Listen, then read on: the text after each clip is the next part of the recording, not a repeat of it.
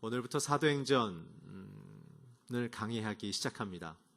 특별히 이 사도행전을 담임 목사님께서 오늘부터 선택하고 전 캠퍼스가 함께 설교하게 되는 이유는 하영조 목사님께서 1999년에 1980년대 85년부터 시작한 온누리교회를 바로 이 사도행전의 바로 그 교회로 시작하셨기 때문에 그렇습니다. 그래서 99년에도 한 번 더 두 번째로 사도행전 강의를 하셨고, 이제 온누리교회가 30주년을 맞이하면서 세 번째 사도행전을 강의하게 되어졌습니다. 그래서 저와 여러분들이 이 사도행전의 이 강의를 한 내년 봄까지 이어지게 될 텐데요, 함께 말씀을 들을 때 사도행전에 기록되어진 것 같은 영적인 부흥과 회복과 능력이 저와 여러분의 가정에, 우리 교회 공동체 가운데 일어나기를 축원합니다. 함께 그 소망을 갖고 함께 30주년을 맞이하기를 축복합니다. 오늘 그래서 이 사도행전이 주는 메시지는 무엇인가? 바로 교회입니다. 교회는 무엇입니까? 교회는 예수의 생명 공동체입니다. 교회의 DNA, 교회의 본질은 예수 그리스도십니다. 한국교회가 은총을 받은 이유는 무엇이었냐면, 초대교회 선교사들과 한국교회 초창기의 교인들의 모두가 예수 그리스도 한 분만을 높이며 그분만을 간절히 사모했기 때문에 그렇습니다. 예수님 때문에 이 조선 땅에 와서 자신의 목숨을 다 내어놓은 그 선교사 가족들, 내게 1000개의 목숨이 있을지라도 나는 조선을 위해서 다 버리겠나라고 한 여선교사의 고백들, 믿음 때문에 이 땅에 왔지만 자신의 아들이 열흘 만에 죽고, 또 자신의 둘째 아들이 또 1년 안에 죽어가고, 3년 안에 자기의 아내가 죽어갔지만, 그러나 그 선교사의 마음은 그 모든 상황 속에서도 하나님의 나라의 선포를 위하여 이 땅에 자기의 목숨을 기꺼이 내놓았던 그 예수님만을 사랑했던 그 고백 때문에 한국 사회가 근대화되어졌고, 한국 사회 안에 아름다운 사회적인 진보와 성장이 일어났던 것을 우리는 한국 근대사를 통해 발견할 수 있습니다.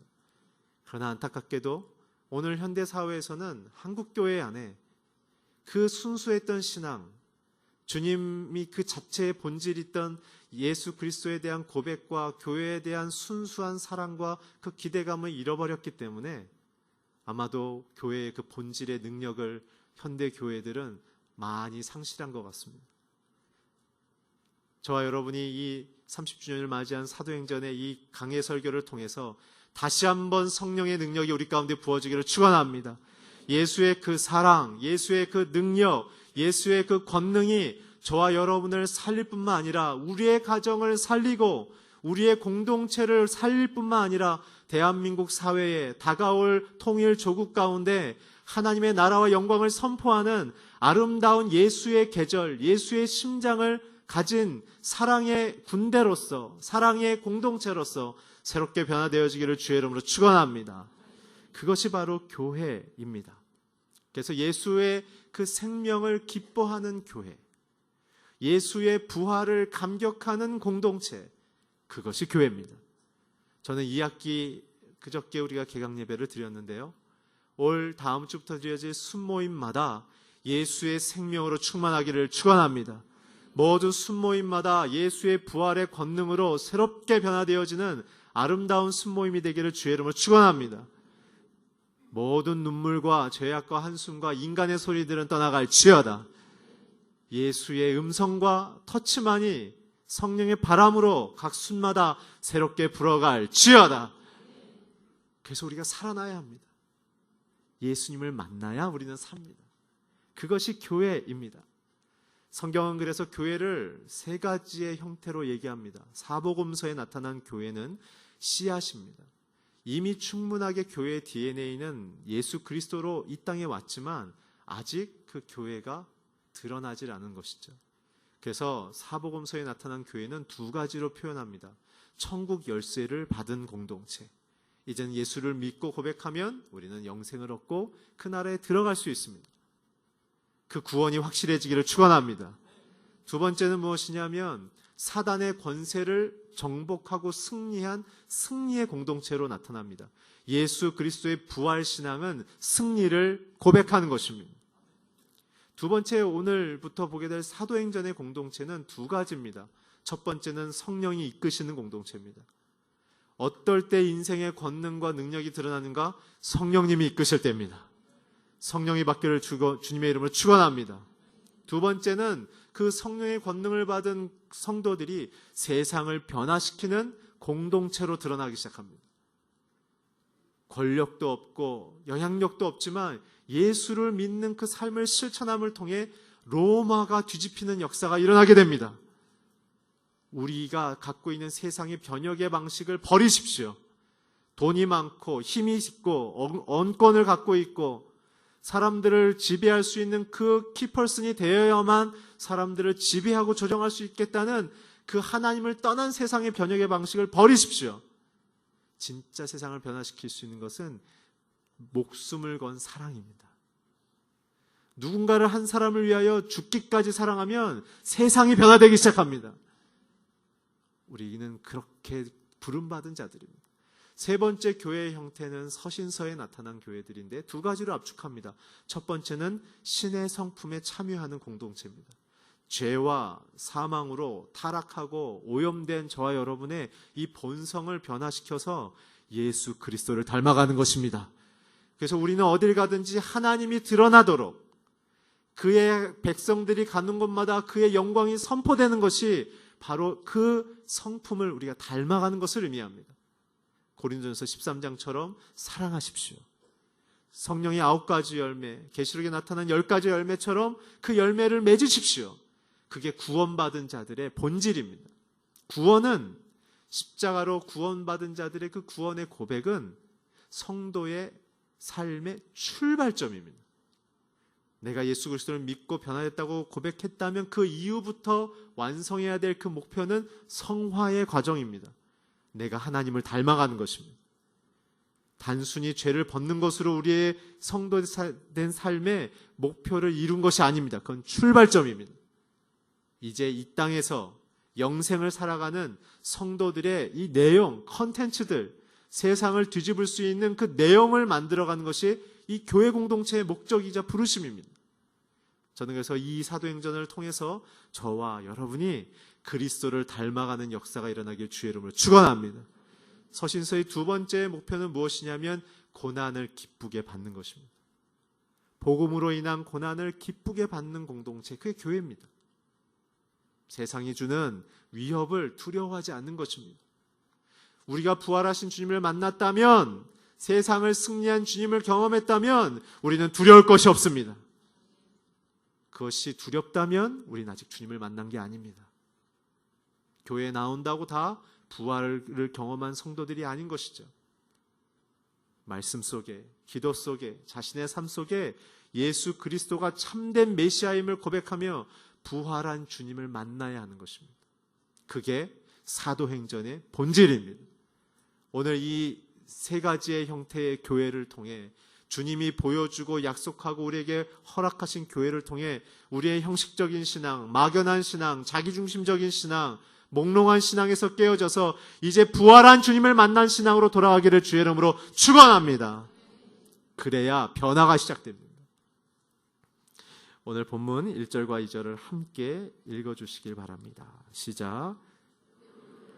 제가 먼저 쓴 글에는 예수께서 일하시고 가르치기 시작하신 모든 것, 곧 예수께서 선택하신 사도들에게 성령을 통해 명령하신 후 하늘로 들려 올라가신 날까지의 일을 기록했습니다. 오늘 누가복음을 쓴 누가가 사도행전의 저자입니다. 특별히 누가복음과 사도행전은 이 데오빌로라는 믿음이 깊은 지도자를 향하여 개인을 향한 편지에 그린 것이죠. 오늘 특별히 이 누가복음 그리고 사도행전의 이 내용의 핵심은 예수 그리스도가 누구인가입니다. 이 믿음을 쫓고 있는 한 리더를 향해서 누가가, 지식인인 누가가 특별히 누가복음을 통해서 강조한 것은 예수님의 생애입니다. 그분은 누구이신가? 성도란 예수님이 누군지를 알아야 합니다. 누가복음을 잘 이해해야 사도행전이 열립니다. 누가복음을 읽고 오시면 참 좋겠습니다. 누가복음은 특별히 지식인이자 이성적인 논리가 강한 의사인 누가가 특별히 예수님을 어떤 각도로 적었냐 하면 창조주이고 초월적인 권능의 하나님의 아들 예수로 적었습니다. 특별히 누가복음의 내용을 살펴보면 예수님의 생애를 깊이 있게 다뤘는데 누가복음은 두 가지의 영역으로 구분되어집니다. 첫 번째는 예수님의 탄생과 어린아이의 시절. 그래서 누가복음에 보게 되면 2장 14절에 보게 되면 지극히 높은 곳에서는 영광이요 땅에서는 평화라고 예수님의 탄생을 정의했습니다. 예수님의 탄생은 영광이자 평화이죠. 또한 2장 32절에는 이방을 비추는 빛이요 이스라엘 백성에게는 영광스러운 사건이라고 누가는 기록하고 있습니다. 예수님의 이 땅에 오심은 하나님의 영광을 이 땅에 보이시는 것과 죄로 인하여 고통받는 우리에게 평화를, 죄사함의 평화를 주시려는 것이고 특별히 그것을 모든 사람에게 비추어서 모든 사람을 구원하는 메시아로 왔다는 것이 탄생의 목적으로 정확히 기록되어져 있습니다. 그러고 나서 예수님의 공생애를 시작하면서 십자가의 죽음까지, 부활까지 기록하고 있는데 그 내용들은 대략 이런 플러스로 진행됩니다. 첫 번째는 세례 요한을 향한 세례를 받으시고 그 다음에 광야에서 40일 동안 시험을 당하시며 사단과 그 본질적인 영적인 싸움에서 승리하심을 선포하십니다. 그리고 나서 잃어버리고 소외되고 사회적으로 버려진 자들, 병든 자들, 죄인들, 창녀들, 사회적으로 죄인으로 드러난 자들에게 다가가셔서 그들을 회복시키는, 가르치시고 치유하시고 주님의 복음을 전파하시는 이 세 가지의 사역을 펼치시죠. 그리고 나서는 십자가에 죽으시고 부활하신 장면까지 누가복음에 기록하고 있습니다. 그래서 오늘 우리가 여러분께서 읽으신 1절에 보면 예수께서 행하신, 일하시고 가르치기 시작한 것, 곧 예수께서 선택하신 사도들에게 성령을 통해 명령하신 후 하늘에 들려 올라가는 날까지 이를 기록했습니다 라고 얘기한 건 바로 내가 이전에 보내드렸던 누가복음 그 서신서를 기억하고 계시죠 라고 얘기하는 것이죠.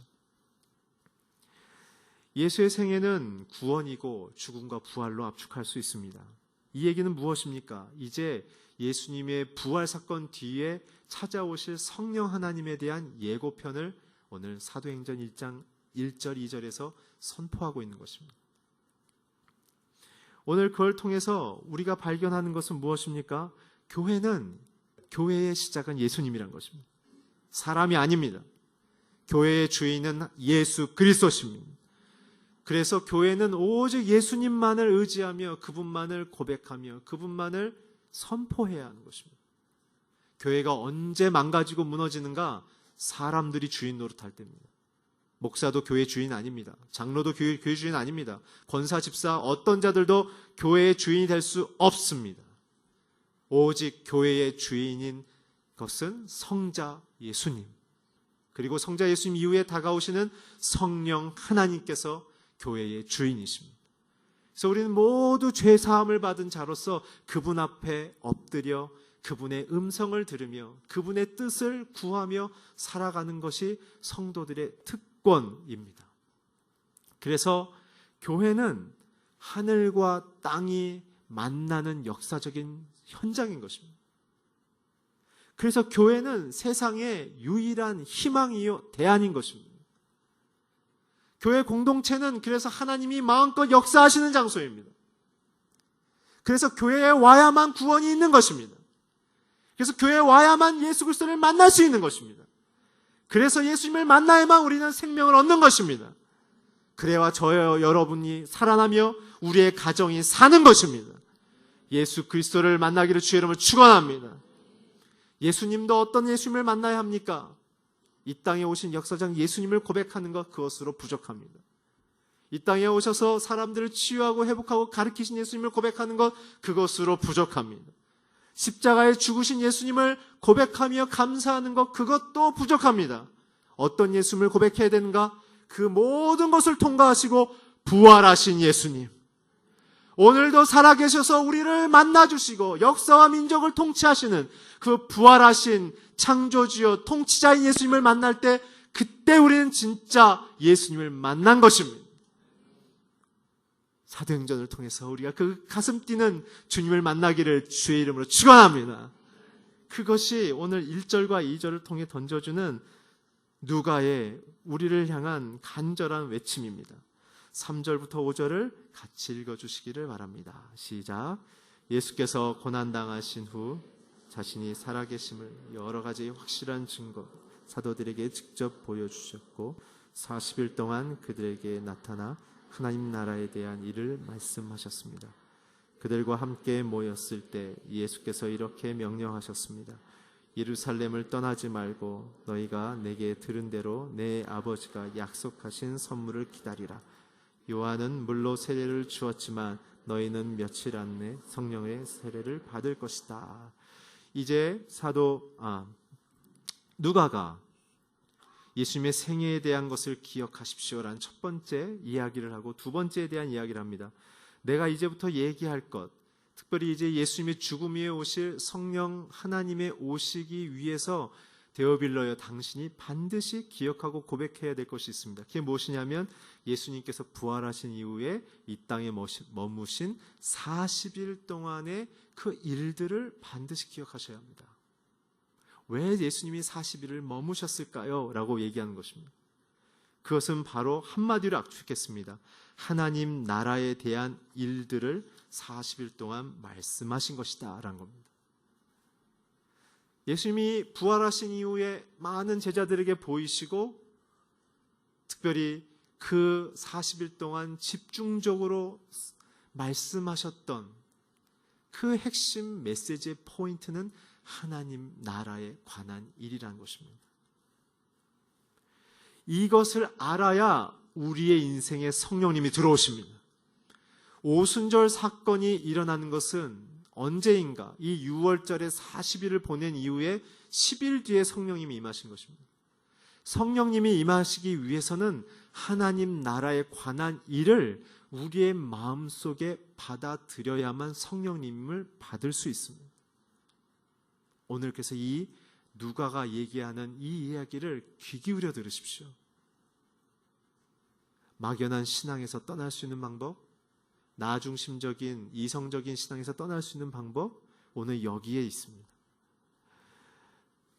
첫 번째는 무엇입니까? 3절에서 본 것처럼 부활하신 주님을 만나지 못하면 오순절은 일어나지 않는다입니다. 우리가 예수님을 도덕적으로, 윤리적으로, 이성적으로, 감성적으로 믿고 있는 것으로는 불충분하다고 제가 말씀드렸습니다.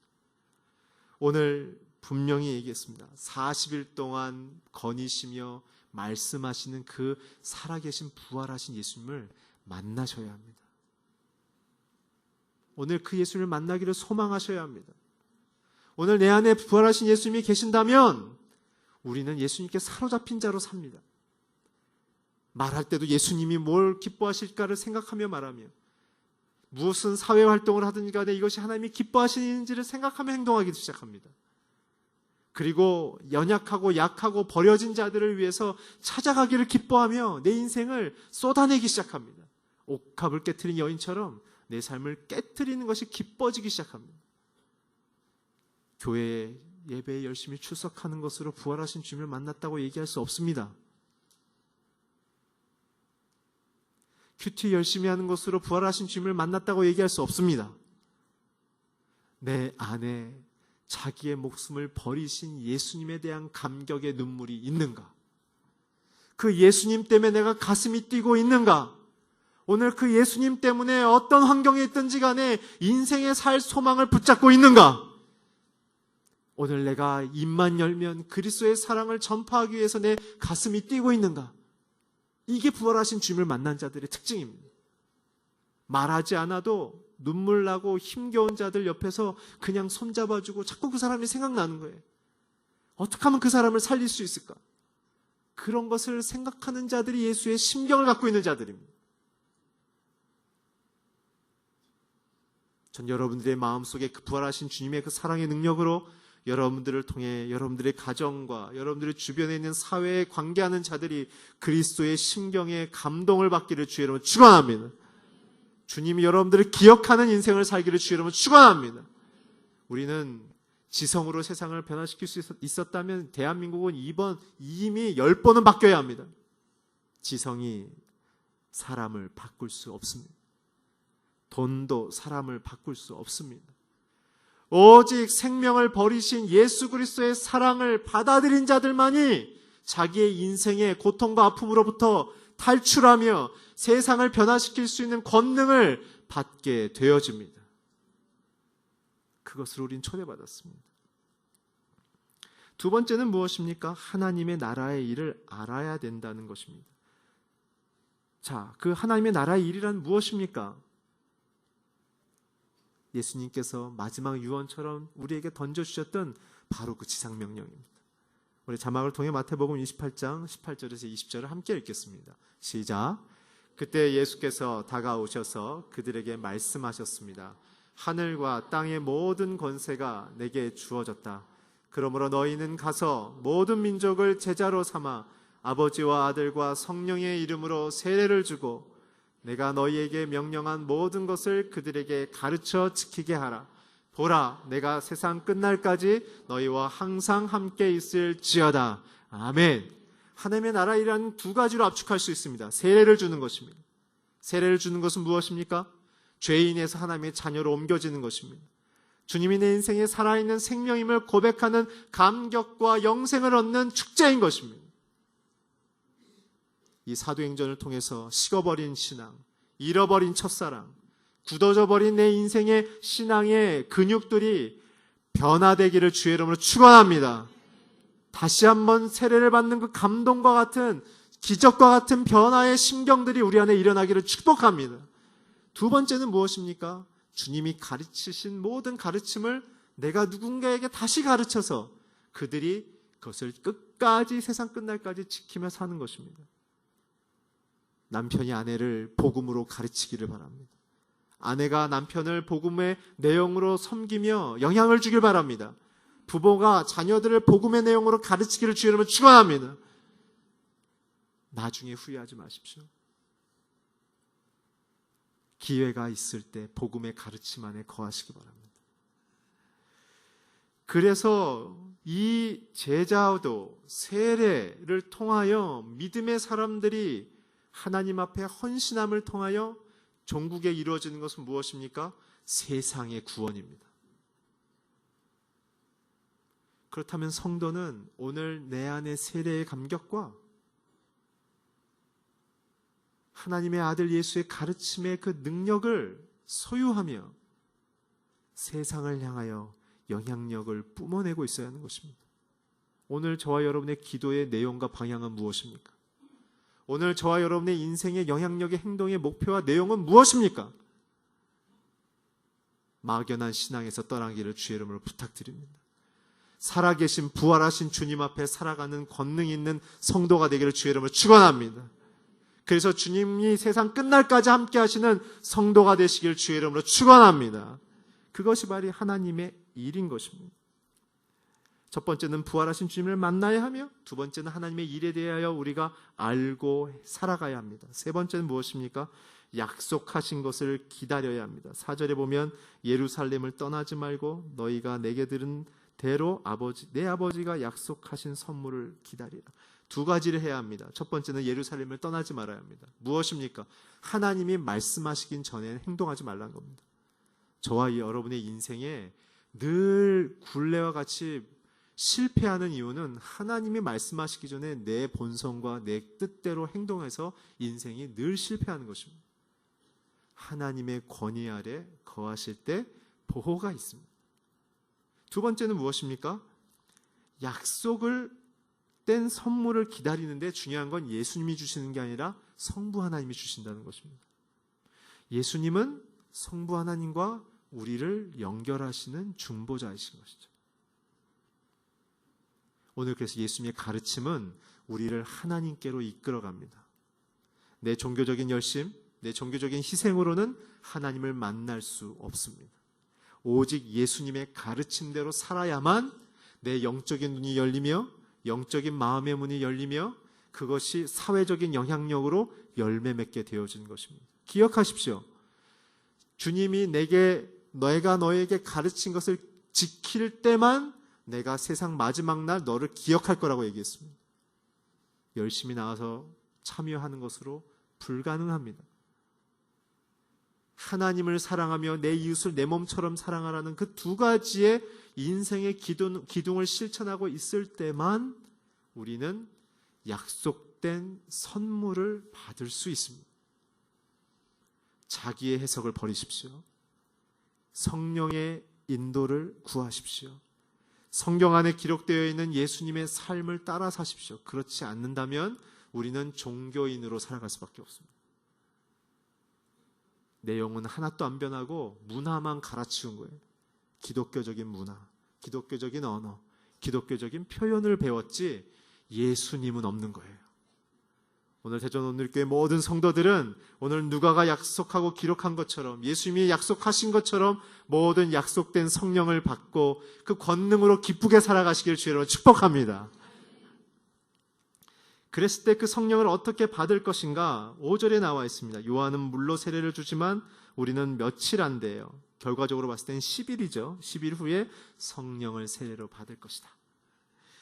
물의 세례는 무엇입니까? 물의 세례는 하나님의 의가 선포되는 것입니다. 의는 무엇입니까? 죄인들에게 필요한 것입니다. 우리는 의가 없어서 죽어가는 상태였기 때문에 그 의는 무엇입니까?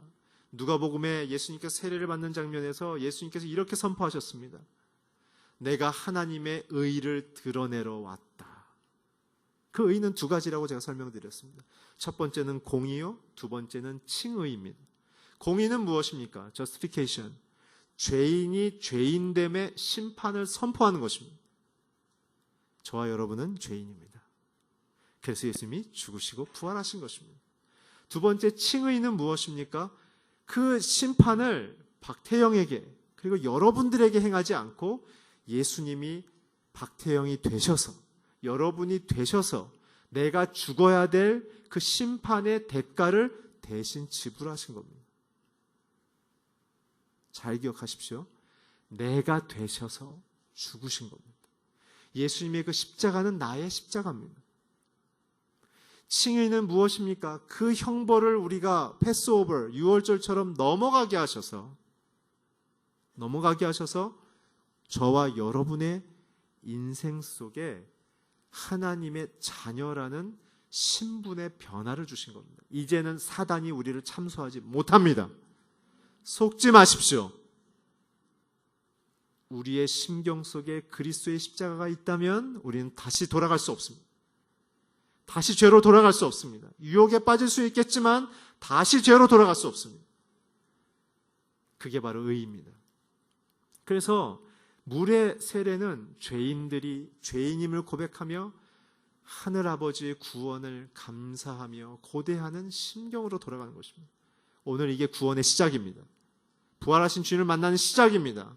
저와 여러분 안에 죄인된 심경에 애통함도 있어야 하며 나를 살리신 주님에 대한 감격, 이 두 가지의 시소가 균형을 이루고 있었을 때 우리는 구원받은 성도로서 건강하게 커가고 있는 것입니다.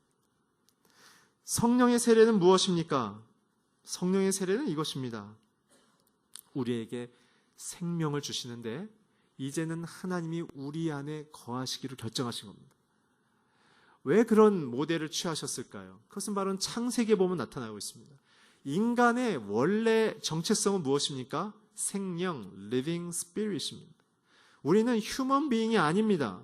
그거는 하나님을 거부하는 인문학자들이 태초의 시작점을 모르니까 그냥 being, 존재했다. 왜? 우리가 지금 있으니까 라는 막연한 이성의 추측이죠. 그러나 역사의 주인이신 하나님은 분명히 얘기하셨습니다. 너희의 시작은 living spirit이다. 왜요? 흙으로, 아무것도 가치 없는 흙으로 너희를 만들었지만 인간의 인간됨의 가치의 그 본질은 그 코에 성령이 들어갔기 때문에 그렇다. 우리의 가치는 하나님의 가치입니다. 그러나 인간이 하나님 앞에서 타락하고 하나님보다 더 높아지려고 소유욕을 발동해서 하나님 관계가 끊어졌죠. 그래서 이 사도행전을 통해서, 십자가를 통해서 타락하고 하나님과 끊어져 있는 저와 여러분과 하나님과의 관계를 이제 성령이 다시 창조의 원형처럼 우리 안에 거하심을 통해 하나님의 영광을 우리 안에 허락하시기 원하는 겁니다. 성도란 성령과 동행하는 자들입니다. 성도란 성령님의 음성을 듣고 쫓아가는 자들입니다. 그렇지 않는다면 성도의 본질적 삶을 살아낼 수가 없습니다. 그렇기 때문에 오늘 얘기하신 겁니다. 요한은 물로 세례를 줬지만 십자가의 부활 사건 이후에는 성령 하나님께서 너희 안에 들어가신다. 오늘 성령님을 환영하고 모셔드리는 대전우리교회 성도님이 되길 주의 이름으로 축원합니다. 이것이 역사의 변혁의 시작입니다. 왜냐하면 역사의 주인은, 역사의 변혁의 주체는, 역사의 통치의 주체는 성령 하나님이시기 때문에 그렇습니다. 그 하나님이 내 안에 있다면 우리는 역사의 중심에 선 것입니다. 사랑하는 성도 여러분, 정신을 바짝 차리시고 이전에 갖고 있는 나의 모든 습관적인 신앙을 벗어버리고 사도행전 강해를 통해서 우리가 새롭게 살아계신 부활하신 주님을 만나며 내 생각에 넘어, 내 경험의 지경에 넘어서 계시는 우주의 창조주의자 통치자신 주님을 만나기를 주의 이름으로 축원합니다. 6절을 함께 읽겠습니다. 6절 시작. 그래서 주여 주께서 이스라엘 나라를 회복시켜 주시는 것이 지금입니까? 이 얘기를 듣고 있는 제자들은 어떠한 얘기를 하고 있습니까? 예수님을 아직도 부활하신 메시아로 보질 않는 거예요. 3년만 동안 옆에 딱 붙어서 예수님의 모든 것을 보고 배웠지만 깨닫지 못하는 거예요. 이게 성도들의 현상이에요. 죄인된 성도들의 현상. 모태신앙이고 신앙생활이 수십 년이고 내가 사회적인 많은 경험을 해서 많은 실력도 갖고 있고 노하우도 있지만 그걸로 주님을 알 수 없습니다. 부활하신 주님을 내 마음의 권위자로 모셔드려야 돼요. 그분이 말씀하시면 내 인생이 바뀔 것을 믿으셔야 돼요. 제자들처럼 부활하신 주님을 만나도 엉뚱한 얘기할 수 있습니다. 주님이 우리 안에 계시지만 주님을 못 만나는 어리석음을 범할 수도 있습니다. 주님의 메시지의 포인트는 중요하지 않고 자꾸 내 메시지의 포인트를 강조하는 자들, 주님의 성령을 받아들일 수가 없습니다. 성령을 받은 자들의 특징은 잘 듣습니다. 마음이 부드럽습니다. 하나님을 기뻐합니다. 그리고 그분이 나를 통해 무엇을 이루실 것인가가 내 인생의 기쁨임을 고백합니다. 그렇지 않는다면 내 인생은 여전히 지옥처럼 살 수밖에 없습니다. 매일 갈등하며 번민하며 고민하며 애통하며 열등의식 속에 살며 실패한 자처럼 내 인생을 늘 구겨지게 사는 것이죠. 오늘 이 말씀을 받고 있는 제자들은 어떤 상태였습니까? 스승도 배신했고 민족도 배신했으며 가족도 배신한 상태입니다. 이들은 부끄러워서 지금 마가의 다락방에서 나갈 수가 없습니다. 오늘 주님의 기적의 시작은 그렇게 열등하고 부족한 저와 여러분들로부터 시작합니다. 이 얘기는 무엇입니까? 하나님의 사랑과 권능의 그 능력은 누구도 바꿀 수 있다는 얘기입니다. 오늘 이 사도행전이 저와 여러분에게 희망의 책입니다. 변화의 책입니다. 용서의 책입니다. 용기의 책입니다. 비전의 책입니다. 오늘 이전까지 살아왔던 모든 것을 드러내고 비워버려서 부활하신 주님의 메시지로 새롭게 살아가기를 주의 이름으로 축원합니다. 자막을 통해 요한복음 16장 6절에서 11절을 우리가 같이 읽겠습니다. 시작. 너희가 마음서 그러나 내가 진실로 이르노니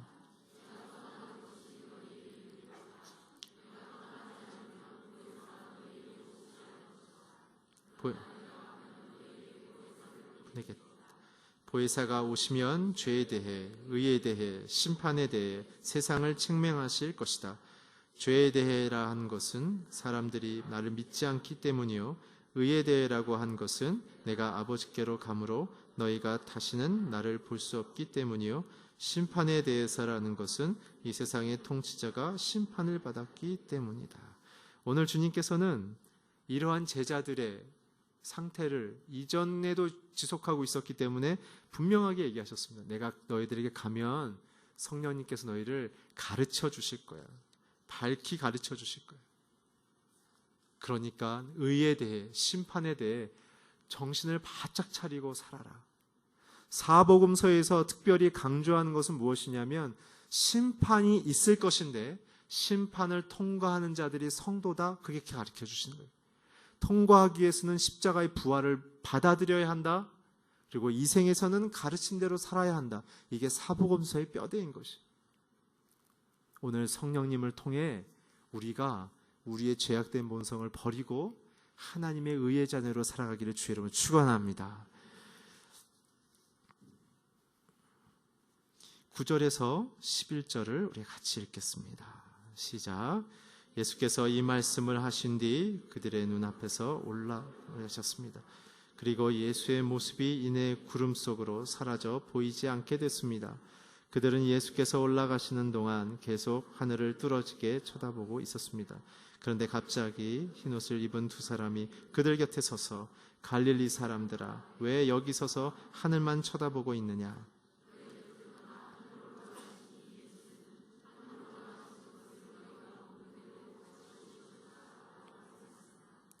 9절에서 11절에 던져지는 메시지는 무엇입니까?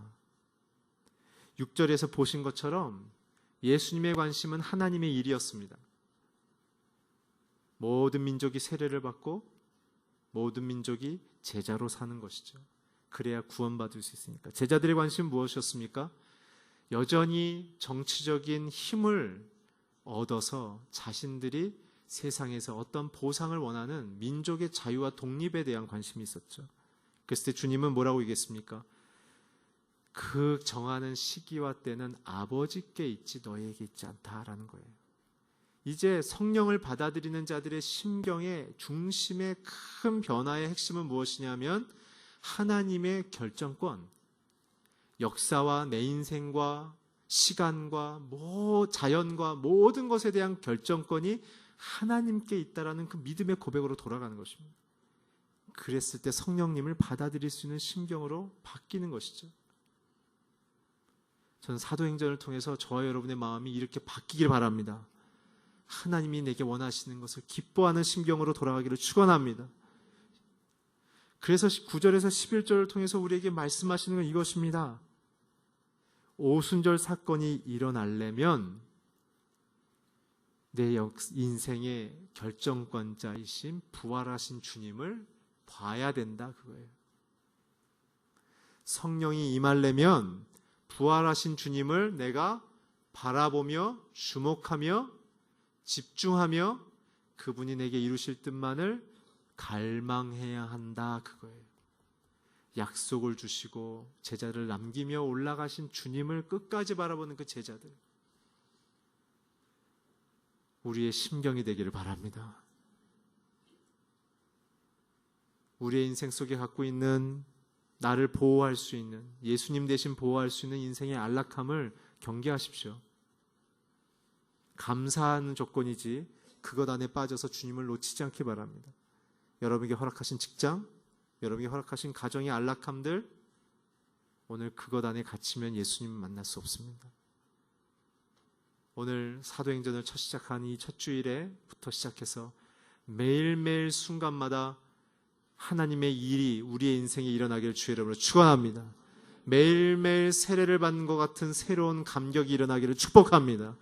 매일매일 그리스도의 가르치심이 살아 움직여서 우리를 새롭게 변화시키는 놀라운 역사가 일어나기를 주의 이름으로 축원합니다. 주님이 주권자임을 고백하며 날마다 주님만을 갈망하는 그 순수한 마음, 순결한 마음으로 돌아가기를 주의 이름으로 축원합니다. 기도하겠습니다. 하나님,